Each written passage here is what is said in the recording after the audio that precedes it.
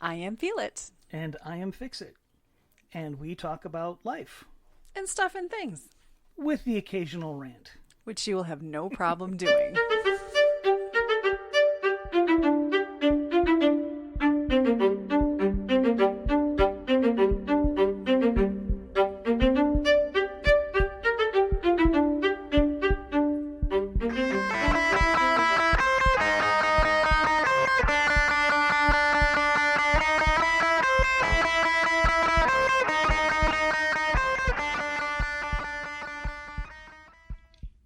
Hello there. Good morning. Good afternoon. Good evening. Good night. Whatever it is, wherever you are, we hope you're having a good one.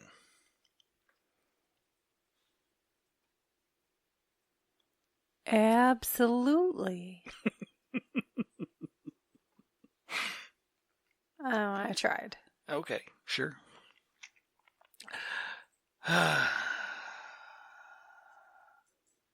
Mm-hmm. It's been a weird week. It has. You should probably start with an apology. It's been a weird couple of weeks. Mm-hmm. Yeah. Yep. So, do you want to apologize or do you want me to? Yeah, we both can, I guess. We just... I mean... So, last weekend went sideways. We had an errand to run to drop some things off to our daughter's friend that we've talked about. Mm-hmm. And Our then 0.5. it turned into she was pretty distressed and she needed to get away. So she ended up coming to our home, and then it ended up becoming a therapeutic. Yeah. In a sense. We had a house full, and there was a bunch of drama. Yeah, a bunch of unloaded drama. I mean, not because it was a house full. No. Well, So I mean... let's back up because of the way you worded that. Well, no, we had a house full. We had two young men that came to game and have a good time. Yep, and the boys visited, yep. She came as well, and it was still fun for everyone. Oh, but yeah. there was some stuff she ended up talking about. And that was just a very unexpected situation. She got very comfortable and then trauma dumped. So that was our evening that we were supposed to be recording. It was. I mean, not the way it went. It is not the way it went. In many ways, I would say it was an evening fairly well spent. It's like if you doing our thing. A lot of people are pressure cookers, man. It's like if you don't let them vent, eventually they explode. It was still a good time. Let me be clear. Oh yeah, there was. They just had to kind of. There was a lot. I mean, take a minute and absorb. When you get them all, all the youngins together, and just the ridiculous laughter that ends up happening is a good time. It's very entertaining. But yeah, we did. So it consumed the weekend. It did. Because then the next day was more of dealing with that. Yes. And then neither of us were in a headspace to do this. No. So we do apologize. Yep. Life happened. But let's back up. Yeah, and I was really dragging last week. Honestly, I haven't slept that great this week. It's been a weird couple weeks with the weather and life. But let's back up. I kayaked 2 weeks ago. Yes. I did do it. We kayaked, yes. I was exhausted, and it was definitely harder on me than I thought it would be, but I did it. Yep. The physical therapist was a little like, you did what? Yeah. But I did it, and I don't know if I'd do it again this summer. Don't know if I'll have the opportunity. Yeah, you got some recovery to do coming up here soon. So next year is the new year. Yep. So we should probably figure out how to get those into the shed. Honestly, I was thinking about building making a rack in the garage. Let's do it. And just hang them up high. Let's do it. But that's another thing for another day. Yes, but summer and fall go fast, so that really needs to be dealt with. They do. You just do it. You plan it and you do it. Yes, they do. They go very, very fast. Too fast. Mm-hmm. Way too fast. As I had the conversations in the last few weeks of school coming back in the next 3 to 4 weeks. Mm-hmm. Seems I'm glad I don't got to deal with that. Seems to be a little early for some school districts, like mid-August.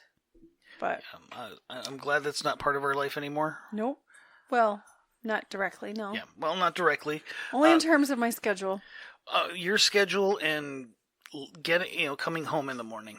Because yeah. Because there's a school, the main road that we live just off of. We have there's a school across near us. Yeah, there's a school across the street, so I'm often stuck behind a line of cars waiting to turn into the school. We have 3 schools. Yeah, good times. Good times. Not looking forward to that.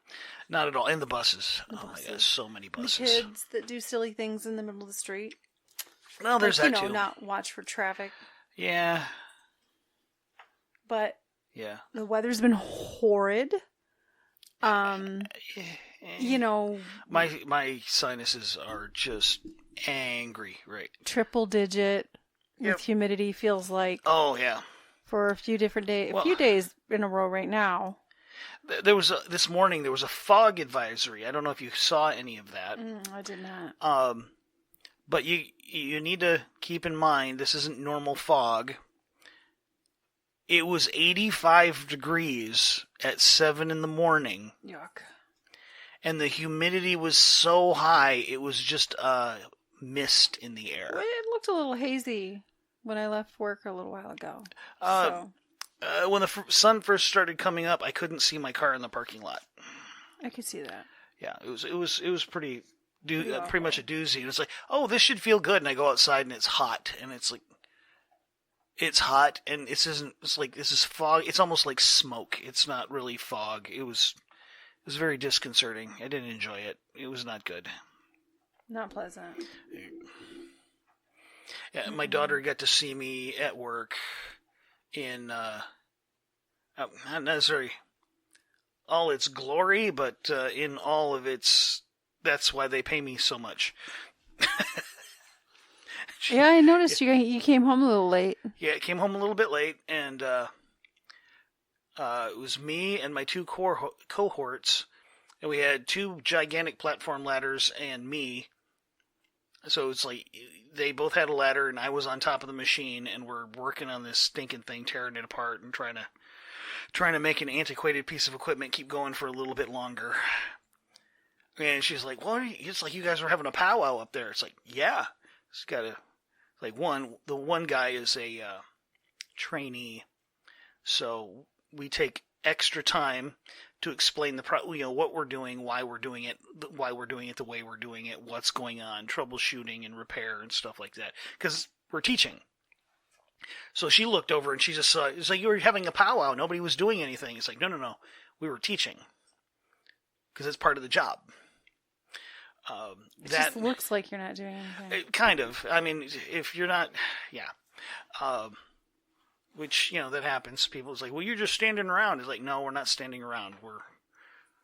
I'm not saying we don't stand around sometimes, because, sometimes that's the job too, but yeah. And then I went over to say hi to her after I've been crawling on this machine for a little while, and I'm sweaty, and I got dust and grease and oil caked on me. And I walked up to her and I put my arms out. I was like, hug me. And she's like, you touch me and I'll kill you. Because you was gross. I will hit you. Like, yeah, no. Yeah, like, and I'm like, and I just kind of flung my arms out. Like, I need a hug. And she's like, oh my gosh, you splattered on me. Why are you wet? It's like, that's so gross. That's sweat, honey. It's like, that's so disgusting. It's nasty. on my glasses. It's like, yeah, sorry about that. That wasn't nasty. Intentional. But, like, yeah, if you ever wonder, it's like this is why they pay us what they pay us. We got to do stuff that's out of the norm, definitely out of the norm to, make things happen. So, and like, you sure you don't want, it's like we got an apprenticeship and, like. Considering she told me yesterday she didn't know she could handle being a therapist. Well, given all that she's currently... It's been rough week. It's been a rough week. The emotional load is quite different, but it's like, kid, right now it's personal. Your clients, it's not the same. You don't have the same personal stake involved. You still care, but it's not the same kind of thing. It's just Other people's problems different. are so much easier to deal with. It's different. Yeah, but that's where that's at. That's where that's So at. that was, well, that was this morning. That was almost 5 hours of my day was that. So And you don't work tonight. do not. We're recording on a different day than normal. We're recording on a Friday. Because tomorrow we're going to go visit some family. Mm-hmm. That'll be fun. And then Sunday we have an open house for the young lady. Mm-hmm. Her graduation open house.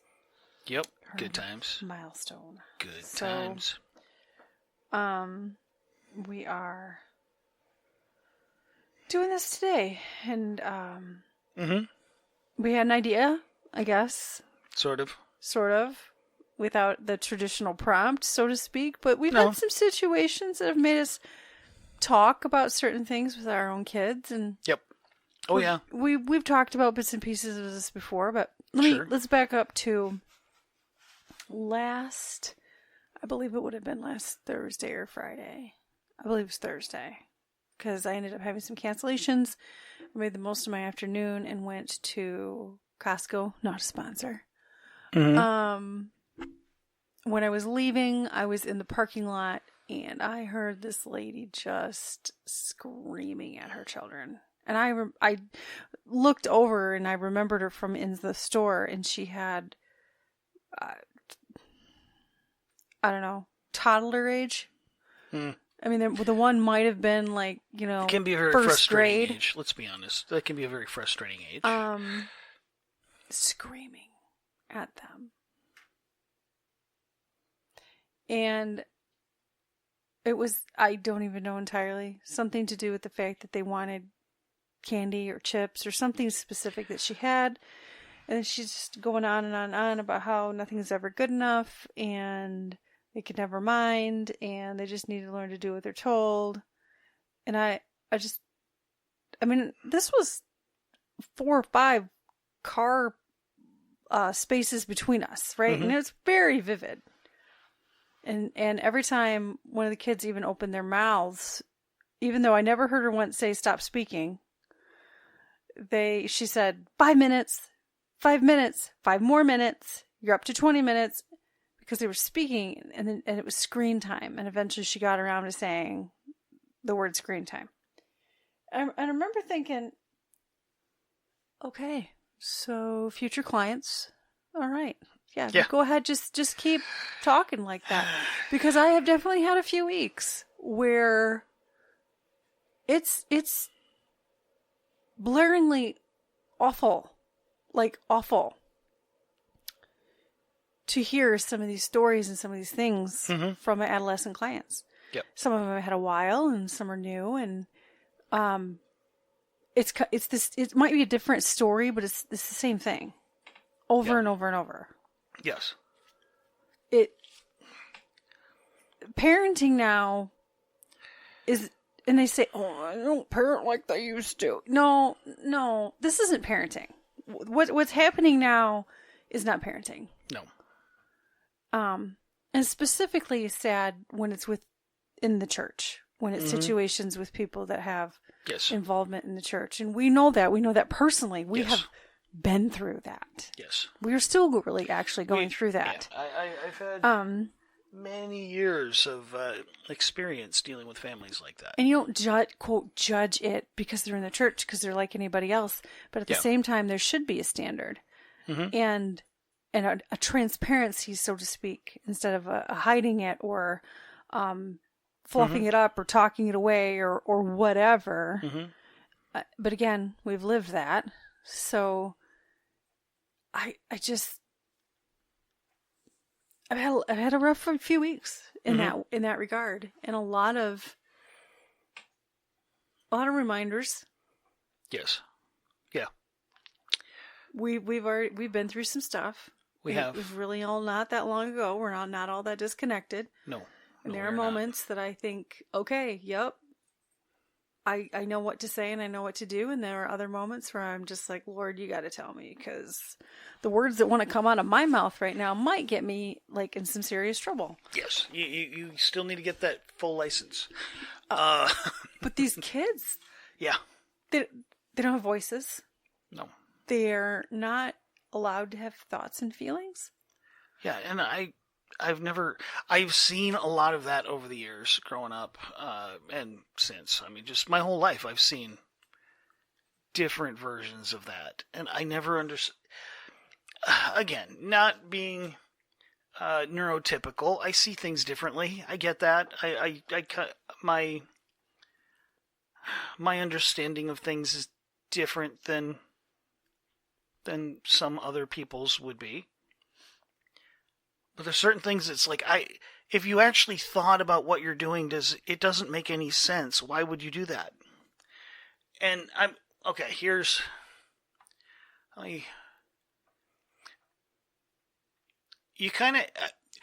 you don't achieve anything accidentally. You don't just suddenly I'm rich. That's not how that happens, you know.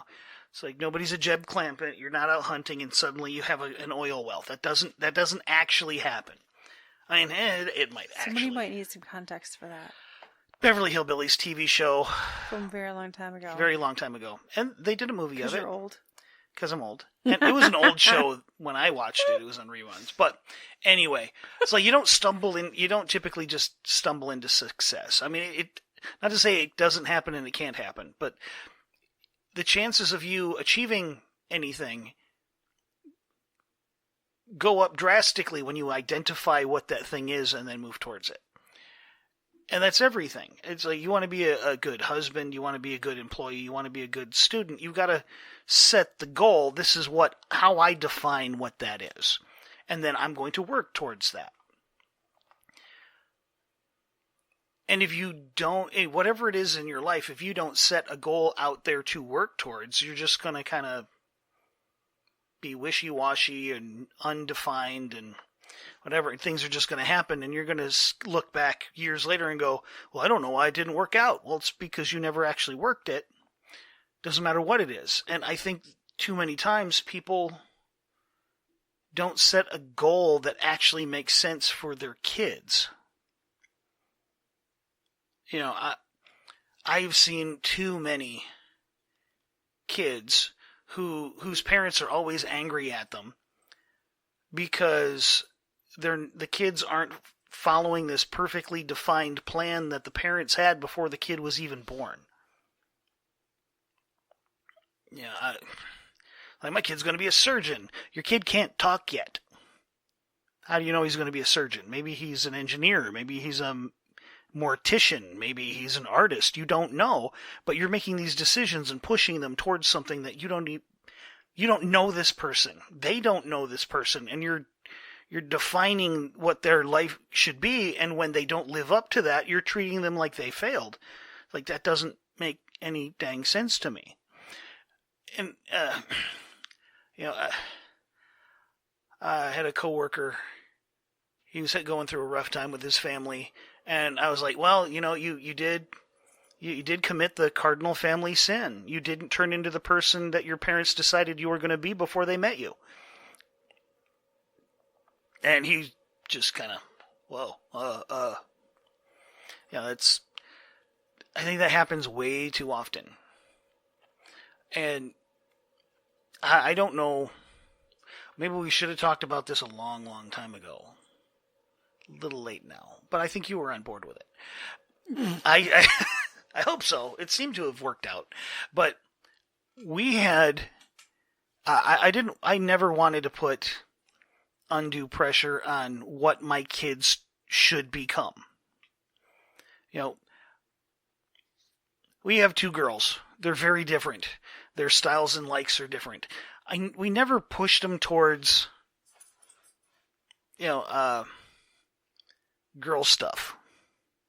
They gravitated to it, and if they gravitated to it, I supported that. But, at the same time, girl stuff and trucks and Spider-Man and Marvel stuff and Iron Man and comic books and DC stuff, and it was like video games, and it didn't matter. It was the things that they're interested in, I supported. If they weren't interested in it, I didn't care. That's not what they're into. And I made a point of exposing them to things without telling them what they needed to do with that exposure. It's like, you like music? Well, let's explore music. Okay, you enjoy it as a listener, as a person that digests music, not one that creates it. That's awesome. But the only thing that I think I ever said was my goal was to create functioning adults. Yeah, pretty basic. And with the basic understands, like, you need to be able to live. Like, I'm not saying you got to be a doctor or a factory worker or a nurse or a caregiver or a stay-at-home mom or a school teacher or whatever. I don't care what it is. You need to be able to survive. And you find a way to put food on the table and the lights on and gas in the car and to be able to enjoy some of your life. We'll call it, that's the goal. And they're both, in their own ways, working on that. But it was the goal of making them functioning adults. That was the goal, and in that goal, it was like, okay, well, I don't want them to be mindless followers. I want them to know. I want them to understand the reasoning behind things and the rationale. And I know that's part of the neurospicy thing. But I don't get why everybody should know why they're doing something. If I'm at work and I'm doing something, it's like, okay, why do we do it like this? What's the history here? I want to make sure that I understand it so that I can follow it the way that you want it to be followed. I don't care what the policy is. I just want to understand the policy. Because if I understand the policy, I can execute it more effectively. Like we were talking, we've had people that we knew. If our girls had a question, it's like, hey, you need to take care of that. And they had a legitimate, it's like, why is this not okay? There were times when they were little, it's like, we can talk about that later. Right now, I just need you to do that. And then later we would explain whatever it happened to be. It's like, okay, well, this is what's going on, and that needs to not be here because we don't want, this to happen. So that they understood the reason why. We've known parents who, if their child went, "Aw, man," that was grounds for punishment. Literally, like days of punishment. They weren't allowed to have emotions or reactions that are just, it's like, how do you expect disobedience? It's like, how is that being disobedient? I get, hey, it's time to clean up because we got to go. No, I'm not gonna. That's being disobedient. But showing disappointment was... But showing that you were disappointed that it was time to leave is grounds for punishment? Yeah, I remember being a little taken back when that happened. Or the simple is like, is there any way we could get 5 more minutes? Yeah, but that level of communication was not... That wasn't allowed. It was discouraged. It's like, that doesn't make sense to me. It's like, are you trying to make little followers, or are you trying to make little adults? Do you want them to be just a drone that mindlessly does what... I mean, I've got a few kids in their early 20s that have suffered the same thing, and now they're figuring out, like, it's like, well, you're 18 now. Here you go. Figure it out. It's like, I have no idea. I guess I've never had an opinion. I have never had to make a decision before in my life. I'm still not allowed to have one. Yeah, and I don't understand. Now, I get every parenting situation is different. Every kid is different. Every dynamic is different. And I don't want to cast aspersions on anybody's parenting. I don't want to, do that. Not that I don't do that. Let's talk for a second about ramifications. But, well, yeah, and... what you don't know now that is going to happen if you stay on this road. Yeah, it won't. every human being starts off at 100% dependent. That's a baby is 100% dependent on everything. And at some point, over the course of time, they gradually become capable of independence. Nobody is truly 100% independent, I know that, but we're just, for the sake of argument, you go from 0% independent to 100% independent, and it shouldn't be steps. And it really shouldn't be one step. Okay, you're 18. Now you're an adult. Here's 1,000 things that you've never had to deal with before, and you have no clue that they exist, or how to think about them, or what to do. Here you go, you're on your own. Which was a massive failing in the boomer generation that I've kind of picked up on.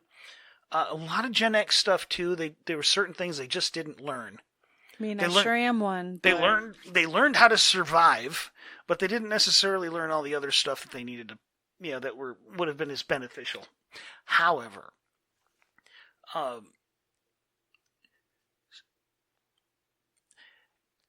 you have to give. This is my 2 cents as the non-licensed individual in this duo. My 2 cents. There is developmentally appropriate levels of independence that need to be exercised when kids are tiny. Yeah. And it can be simple stuff. Let your toddler wear wear their freaking Spider-Man pajamas to go grocery shopping. Mm-hmm. They got the Spider-Man PJs and the mismatched flip-flops and a cape. You get away with that as long as you can. And you know what? It's like the kid chose the outfit. Everybody knows the kid chose the outfit, and you let the kid choose the outfit. So when the time is like, we let you choose that last time, that's what you wore before. We're going somewhere special. You got to wear a special outfit, so you don't get to do that today. You can still be a parent, and but you give them those moments, those opportunities to decide for themselves, especially when it doesn't matter. To develop the skills to be able to make the decisions that do matter. Yes. And even if that means it's going to be kind of cold out. You want your jacket. Don't want my jacket. You're going to be cold if you don't wear your jacket. Well, there's nothing wrong with that kid being cold for a little while. That's what it takes. That's how they learn the repercussions. It's cold out. You should wear your jacket. Well, last time I didn't wear my jacket because I didn't want it. Now I got really freaking cold. It's I'm not talking hypothermia. But chilly, they're shivering a little bit in the back of the car. It's told you, should wear your jacket. Was Daddy right? Yes. They learn, they make decisions, good decisions and bad decisions, and they learn the consequences of making those decisions. And let's talk about uncomfortable. Uncomfortable conversations. Oh, yeah. That lead to, I would say poor choices. It's just not even the right verbiage. If you refuse to have sexually oriented conversations with your children. Oh, yeah. They're going to be educated one way or the other. They're going to learn it one way or the other. Yes, and then some. If you don't allow them to have discussion about the things that they're curious about or need to know and understand. Because believe it or not, you should probably know what your body parts are. Yes. And it's not a vajayjay. It's called a vagina. Yeah. It's not a pee-pee. It's called a penis. You call it what you want, but you need to understand what they are. I'm a very firm believer. No, not call it what you want. Well, no. When they are teenagers, you should be able to say the words. You should. But people, yeah. I understand. There's nothing wrong with being... considering it a private topic that you don't want to talk about under normal circumstances. But it shouldn't be something that you can't talk about. Okay, wait. If we don't want to give intimate details of your sex life to your children. Oh, sure.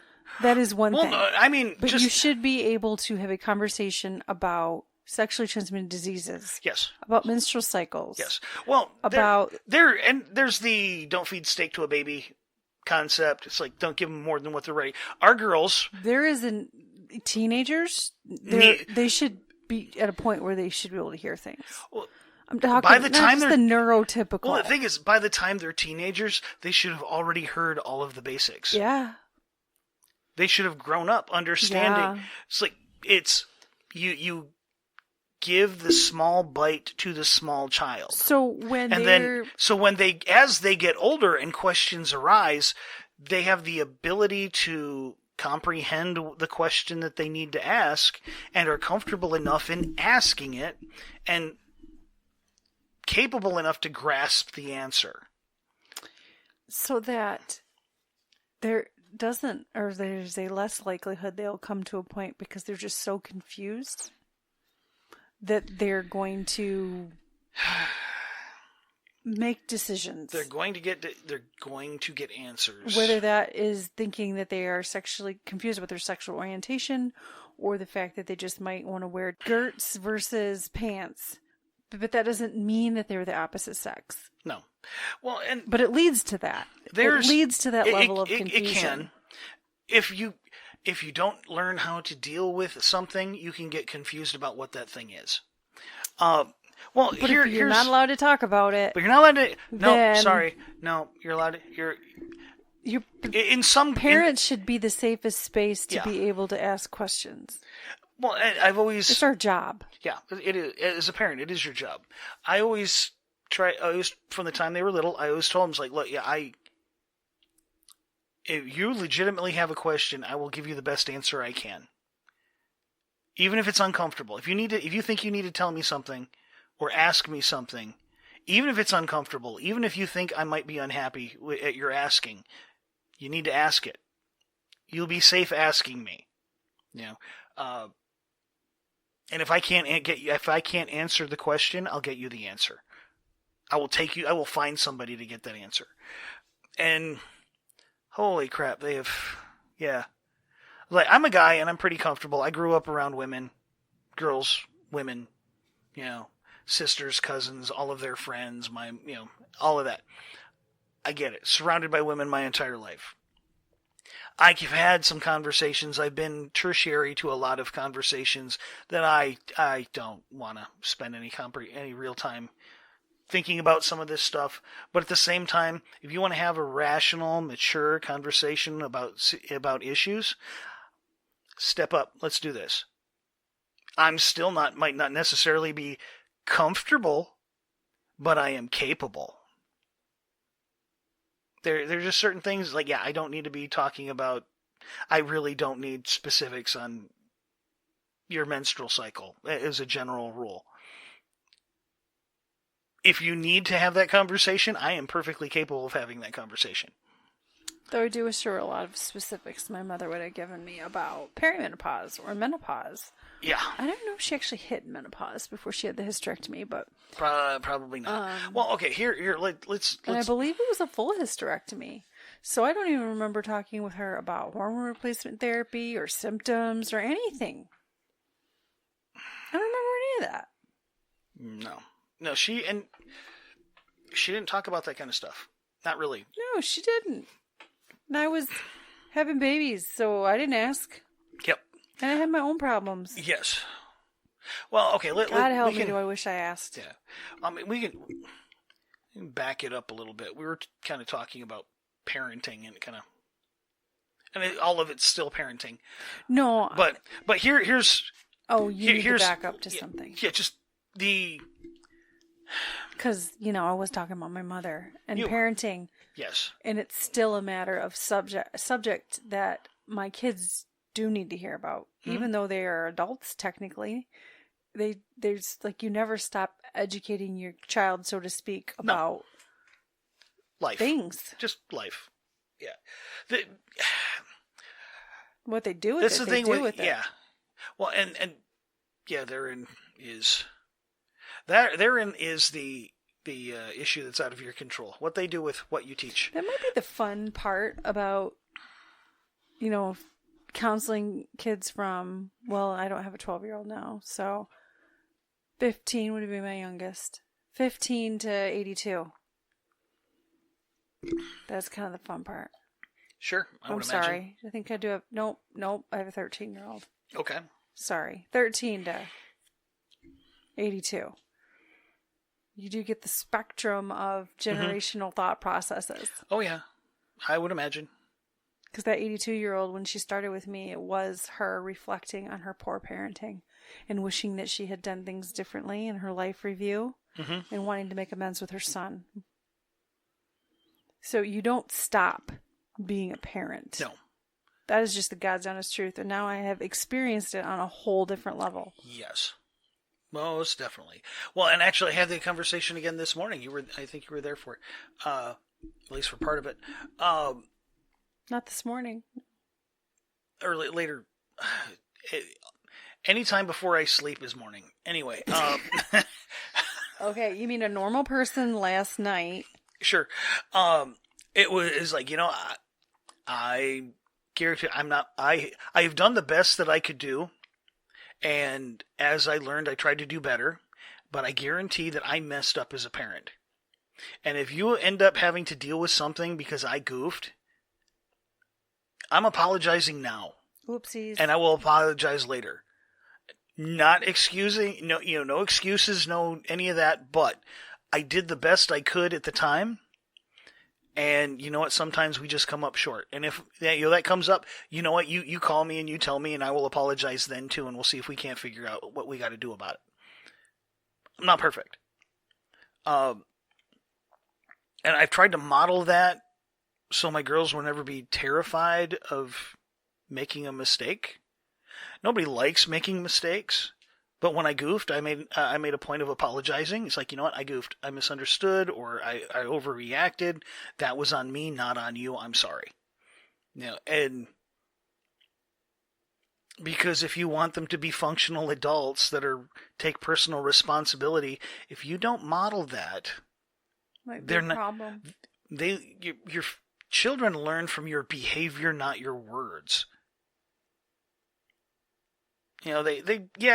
People do learn lessons from hearing stories, but it's like they'll model what you do more. What you do is what they will become more than anything else. At least from what I've seen. Which is why anytime you tell your kids you shouldn't lie, you never lie, never lie. It's like, and then the phone rings, it's like, oh, it's your grandma. I'm not here. Well, which is it? I had that conversation this morning with one of my early 20-year clients. The confusion that comes from when you're raised in a church, raised in a God-fearing home, go to church, hear the things, your parents back it up, but then they turn around and do the exact opposite of what you just spent an hour listening to, and then your parents talking to you for another hour about whatever, but they don't adhere to it. Yeah, and consistency is a big thing. I've explained it to the girls like this. Like if I'm at work, I'm a slightly different person than I am at home. Well, you work with one of them, so now you needed to tell her. Yeah, and it's not that I'm a different person. It's I'm filling a different role, and that role has different responsibilities. So that has to be my focus. I'm still me. But I have to turn off some of me in certain circumstances. Sure. When I'm at work, I've got to be more professional. I can't be as sarcastic and flippant with everybody. Yeah, you shouldn't be. The thing is, you establish a relationship with people, and you can kind of be more yourself. But still, you still have to keep a professional. You're on the job, you need to be a professional. So, when I'm at home, I can be more easygoing. When I did sound at the church, it's like, as a member of the team, I am a representative of the church. So I'm going to behave as such. Not that it's still me, but there's a different responsibility that I have to live up to in that regard. But it still has to be me. Yeah. It's that blatant hypocrisy that is always going to burn you. Always, as a parent. So you tell your kids one thing, then you do another. All that does, it's, there's the concept of cognitive dissonance. There's what what you think you know and what you see don't match up, and your brain kind of gets all befuddled because of it. Yeah. It's like your kids are dealing with that. It's like, well, there's what you're saying I should be doing, and then there's what you do. So it's do as you say, but not as you do. That doesn't work because your kids model your behavior, not your words. And then you punish your kids for acting the way that you're acting, even though because you told them don't act like that, but you're acting like that, and it's okay for you, so it should be okay for them, and your kids are just massively confused at that point. You're going to have a problem.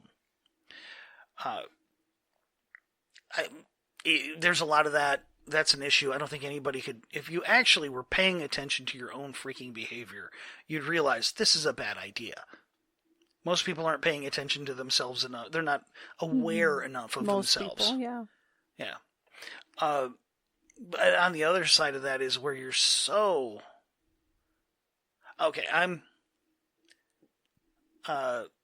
very specifically, there's a very specific group of people that I'm kind of referencing here, where everything is their home life is this massively regimented thing, and you're fitting into your this is your line, that's your lane, that's where you are, you're not allowed to deviate, you're not it's like a Tesla, an autopilot. It's driving you, you're along for the ride, you don't get any input, you just do your thing.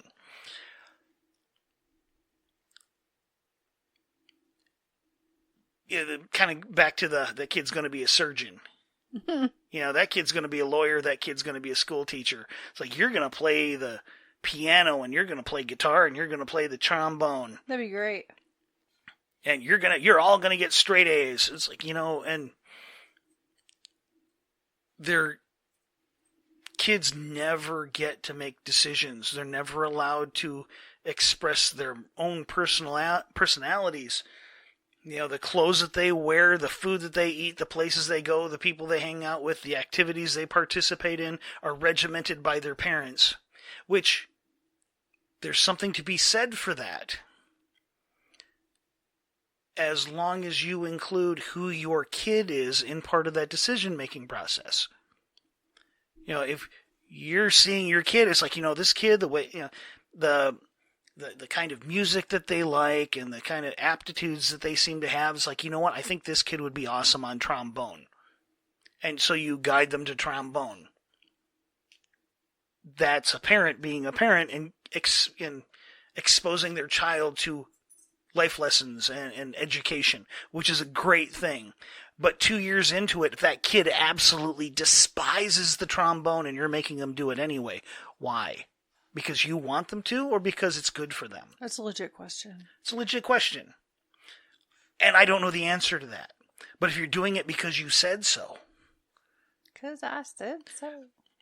If you go to college campuses and you see these kids who've just got out of high school and now they're out on their own and they are just going absolutely hog wild. Just all of the dumbest crap that is a bad freaking idea. Everybody knows it's a bad freaking idea. And they just jump into the deep end of the pool and in a lot of ways completely destroy themselves. Even though they don't recognize it at the time. A lot of people don't recognize it still. But they just kind of wreck themselves. It's because it's the first time they've ever had any freedom at all. The taskmasters are no longer breathing down their neck to make sure that they toe the line. And they've never been able to express themselves in a legitimate way. They've never guided their own fate in any perceivable way. And they've never been given the tools to make intelligent decisions because they've never been allowed to make decisions before in their life. That kind of... The human... from the dawn of creation, human beings have striven to choose for themselves I mean, yeah, wasn't that Adam and Eve? Mm-hmm. Cain and Abel going down And the line. if they're not, I mean, which was actually part of God's plan. Original trick. He gave them the ability to choose, because if they can't choose, then you're not loved, you're controlled. Yeah. Yeah. And if, especially, it manifests in a lot of different ways, but if a child has absolutely no control in their lives, they will find something that they can control. And it's almost always self-destructive.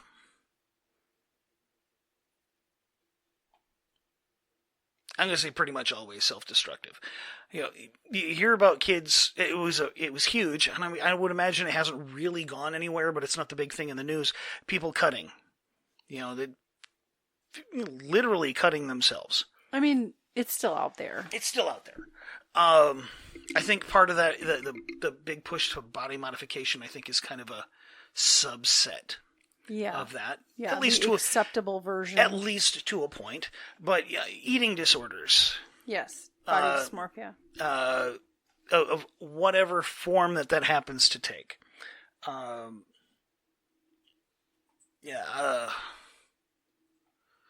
Promiscuity. Drug use. They are trying to exercise a level of control where they don't have any. They have to find, the human mind needs to have some level of control over something. Otherwise, you kind of go nuts. You caged animal. It's, and I have unfortunately seen it in most cases. We were talking about one case, it's like something, I really don't want something bad to happen to this young lady. But she has had her life so regimented that the idea of gasping is grounds for punishment. When she's no longer in the house, no longer under the control of her parents, what's going to happen to that kid? That's a great question. And it scares me, because the things that could happen, I really don't want for her in her life. But we've seen it. Kids so terrified and controlled that they act out trying to blow up their lives is a way of exercising a level of control. And they succeed. And now they're dealing with the aftermath of blowing up their lives. Like I said, I'm not trying to point fingers. I think most people believe they're doing the best they can. But if you can't criticize you can't find your own failings, if you can't criticize your own things, then you're not self-aware enough to be doing a good job. That's real. And I'm not just parenting, but just if you can't find where you're if you can't articulate something you could be doing better, then you're not very aware of your own situation.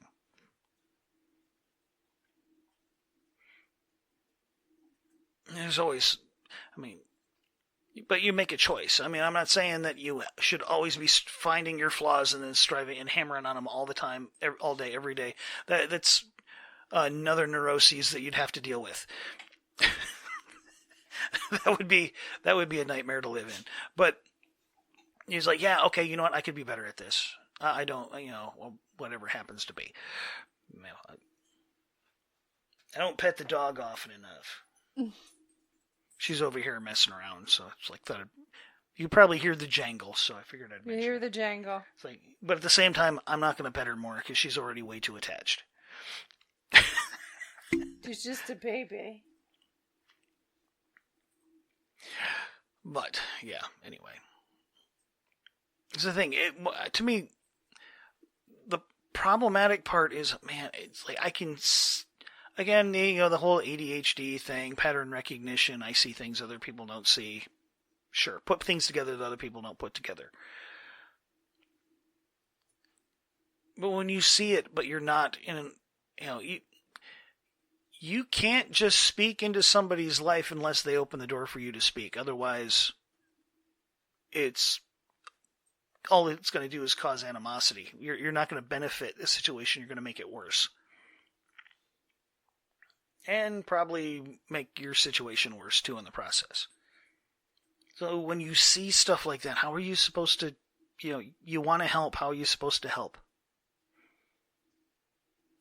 I've yet to find a good answer for that. That's real.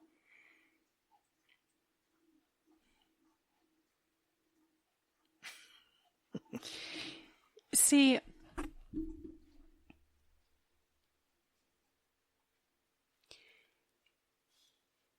I mean, if we've talked a little bit about where I've come from, and Lord knows, and I've said over and over, and I'll say again, there are things I wish I could say to my parents. And I told a woman yesterday that kind of like to slap them once in a while, to be honest with you. Oh my gosh. I would have at least had one 5-year-old tantrum. I'm not sure.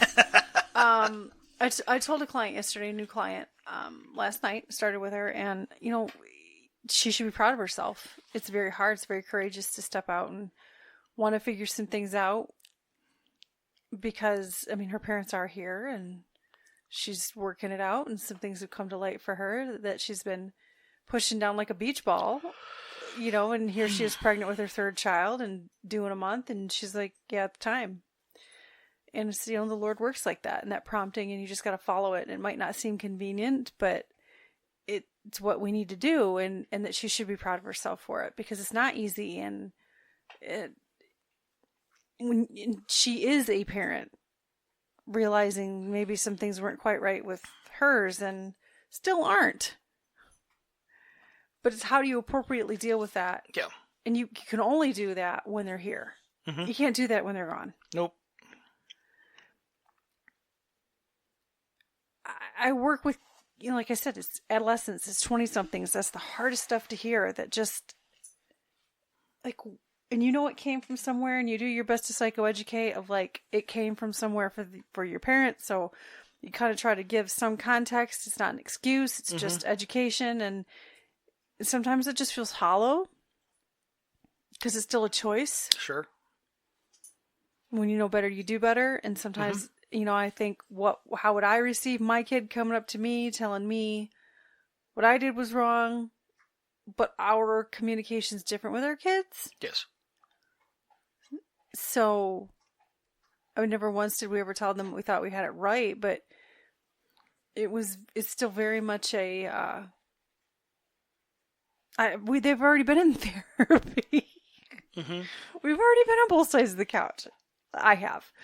I guess the point of this prompting, and this is what's kind of been on my heart and mind, was, I can't make things perfect by any means. And I've only got like one mom right now that expects me to like really fix her daughter, and that's not gonna happen. That's not how that works. I can see this 100 miles away. And you know what? I'm not trying to say God can't move in it. I'm saying that young lady won't let him. And it doesn't mean the prayers can't be said. It means she's going to dig those heels in. Because I've seen that look before. I've seen that look before in a young lady that lived in my house. Yep. Yeah. So I know how this is going to go. And it's unfortunate. But doesn't mean I won't be there. And the hard part is when you tell a parent you can't fix something, you're just there to be that sounding board. You can't even share what they talk about without their permission. Like, that's just the law. Yep. I can't convert. I can't stop. I can't. That's not the job. The job is to help them understand where they are. That's kind of it. It's like you learn how to communicate better. Yeah. Well, you're not going to like what your kid's going to have to say, but okay. Well, and okay, while you were talking about that, a mental image popped into my head. That's kind of redundant. An image popped into my head. You haven't slept yet. No. It's like I need you to fix my kid. It's like, okay, all right. Have you seen the movie National Lampoon's Vacation? Not Christmas Vacation. National Lampoon's Vacation. No, I know what you're talking about. I don't think so. Okay. They're transporting the dog. They got the dog, and was it grandma or great aunt or whatever? I forget who it was, but they got the dog, and he's loading up the car, and he tied the dog to the bumper because the dog was getting underfoot, and he's loading the car, and he forgets about the dog, and he drives down the road, and for a while. And he gets pulled over, and a cop's just chewing him out because he forgot about the dog. Well, there was basically just a collar left. Like, a parent asking you to fix their kid is like trying to put that dog back together. You're the one that drug him down the bumpy road. Kind of, yeah. You've got a lifetime of dragging him down the bumpy road. And now you want things to be all better magically? How do you think that's going to work? I mean, we're not talking about. They're talking about. We want you to fix the symptoms. Like, no, you don't fix the symptoms. You have to deal with the root cause. That's the. I think. I don't want to go too far down this rabbit hole, but it's like I think the biggest problem with Western medicine is more concerned with dealing with the symptoms than fixing the root cause. Well, if you fix the root cause, you don't have to worry about the symptoms. That's true. Like I'm allergic to peas. It's like, well, I keep having allergic reactions to peas. Well, you deal with the root cause. Stop eating the peas.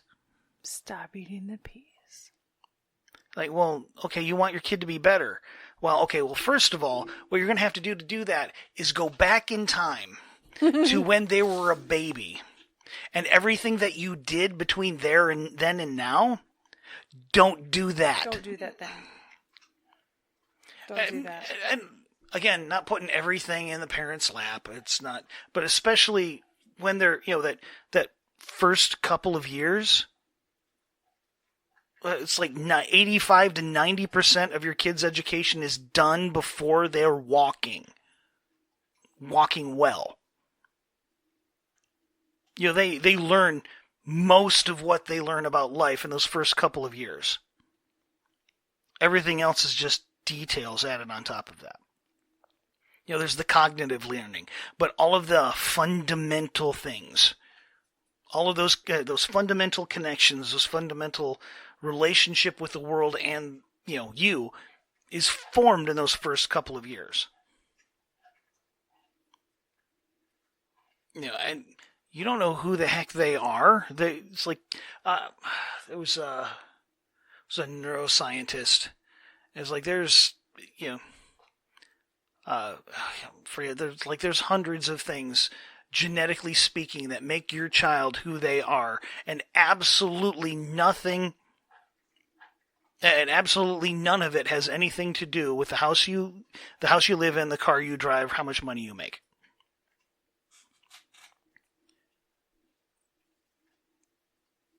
But your job as a parent is to figure out their strengths and amplify them, and their weaknesses and turn them into strengths. That's your job as a parent. And you don't do that by putting them in their little corral and never letting them out. Though it sucks. Oh, of course it sucks. Of course it sucks. And of course it's hard. And of course you're not going to be doing the same thing for every kid, because every kid is a completely different human being that needs to be treated completely differently. Well, fundamentally, the foundationally needs to be the same, but the manifestation of that has to be unique to the individual. And that individual has nothing to do with you. It has everything to do with them. You're not going to mold them into being something that they're not. You can try, and the only thing you're going to end up with is a rebellious pain in the butt that completely runs away from you the first chance they get. Something like that. Something like that.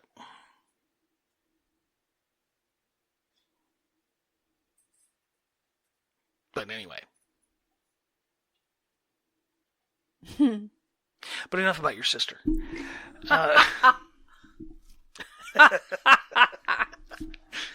Good. Or mine, for that matter. Oh, Lord. You say we kind of got the equal on that one. Yes, we did.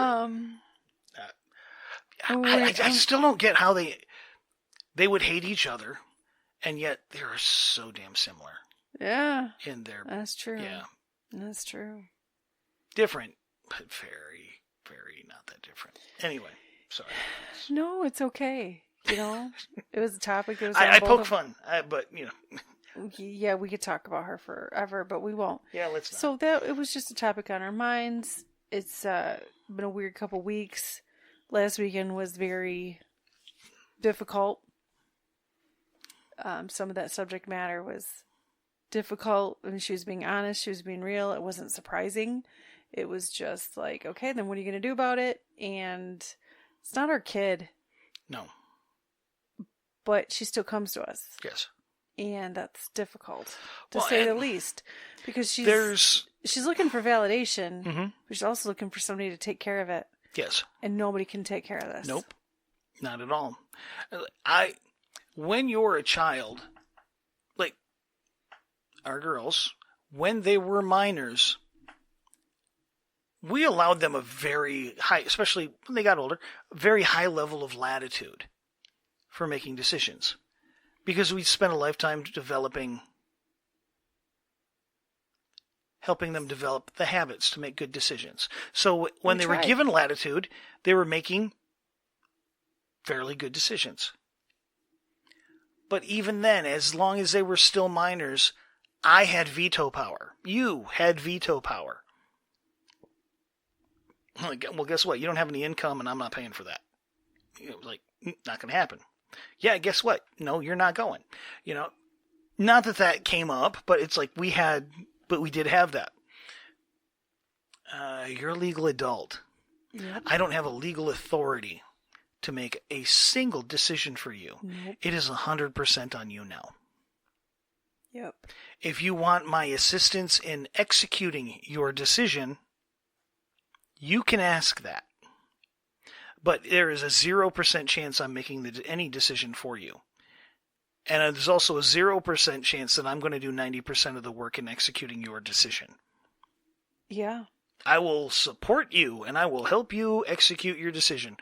I am not executing it for you. I am not making it for you. And I am not going to shield you from the backlash that eventually comes from every decision that you make. No, I'm not a human shield anymore. Yeah, and I mean, we're there, it's one of those, we're here for you.